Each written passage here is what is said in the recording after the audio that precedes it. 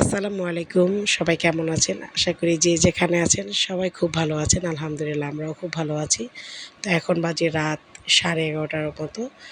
আমি এখন কিছু ফ্রোজেন আইটেম খাবার তৈরি করতেছি। কারণ সামনে যেহেতু রমজান, আর এখন থেকে আমি ফ্রোজেন আইটেম খাবারগুলো আস্তে, আস্তে রেডি করে রাখবো। আর এগুলো কিন্তু আমার জন্য না, এগুলো আমার ছোট বোনের জন্য। সে ফ্রোজেন করে নিয়ে যাবে।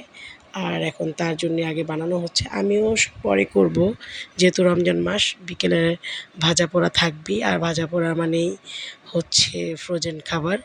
আর যেহেতু আমি নিজেই তৈরি করতে পারি, এখন থেকে চিন্তা করতেছি আর বাইরে থেকে কোনো খাবারই আমরা আ কিনে আনবো না।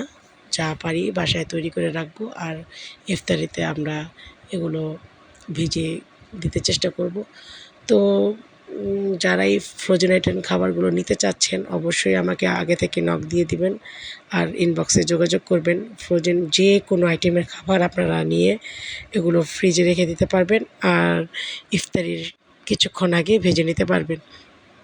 তো আস্তে, আস্তে আমি রমজানের আগ পর্যন্ত চেষ্টা করব অনেক আইটেমের খাবারগুলোই বানাতে। আর অবশ্যই আপনাদের সাথে শেয়ার করব কী, কী আমি বানালাম ফ্রোজেন খাবার। আর যদি এখান থেকে কারো কিছু ভালো লাগে আমাকে ইনবক্সে যোগাযোগ করবেন অর্ডার কনফার্ম করার জন্য। আলহামদুলিল্লাহ আজকে সবগুলো স্প্রিং রোল আর চিকেন সামোচা কমপ্লিট করা হয়েছে। এগুলোকে এখন আমি ডিপ ফ্রিজে রেখে দেব। মোটামুটি যখন এগুলো ফ্রোজেন হয়ে যাবে তারপর আমি এগুলো বিভিন্ন বক্সে রেখে দেব। আমার যখন যে কয়টা দরকার আমি এখান থেকে নিয়ে নেব।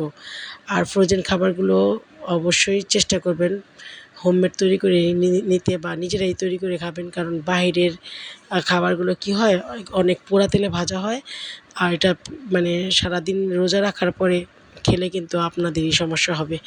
তো নিজেই বাসায় ট্রাই করবেন, অথবা যারা হোমমেড খাবার নিয়ে কাজ করে তাদের থেকে অর্ডার করে নিতে পারেন।